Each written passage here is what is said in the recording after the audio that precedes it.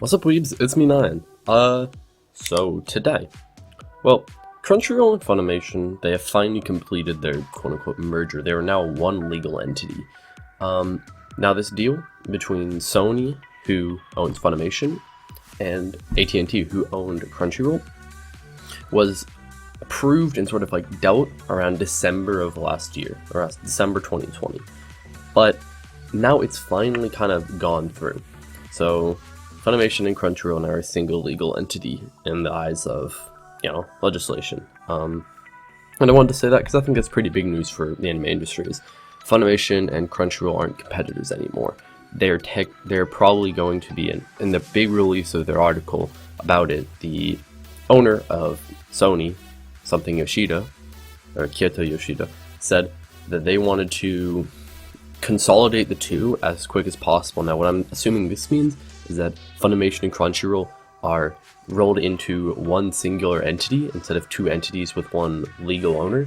They become a single legal entity, such as like moving all of Funimation's exclusives onto a Crunchyroll and doing away with Funimation.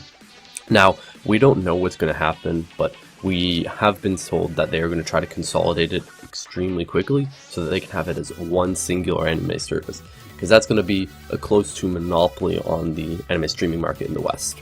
Now, because think about it, there isn't many other large competitors. You've got Verve, but I don't think Verve has Crunchyroll anymore. I'm not sure, do not quote me on that one, because I don't actually know, but High Dive isn't able to compete with Funimation or Crunchyroll. It definitely won't be able to compete with both. Now, Crunchyroll's current user statistics is that it has over 5 million paying users and 120 million registered users in over 200 countries. So it's a very large streaming service, and I think it's a big showing of that anime isn't so niche anymore, that Sony was willing to put $1.175 billion on the table to acquire Crunchyroll.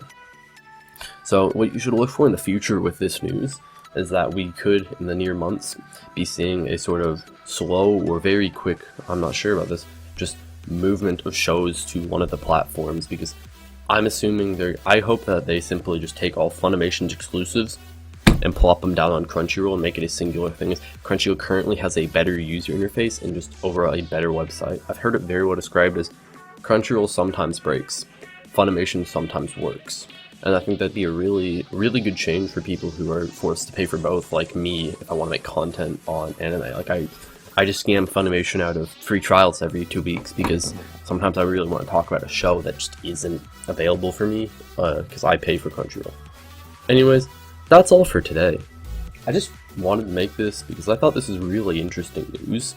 And if you guys want me to cover more, like, instead of just like company or anime news, just like sort of like business news like this in the anime industry or in that area, you should tell me in the comments. And yeah, you guys should subscribe. Tell me what you guys want to see though, because I'm really ass at getting video ideas. It's like the hardest thing for me is I just sit there like, oh, what am I gonna do? I don't know, mate. Anyways, see ya. Bye.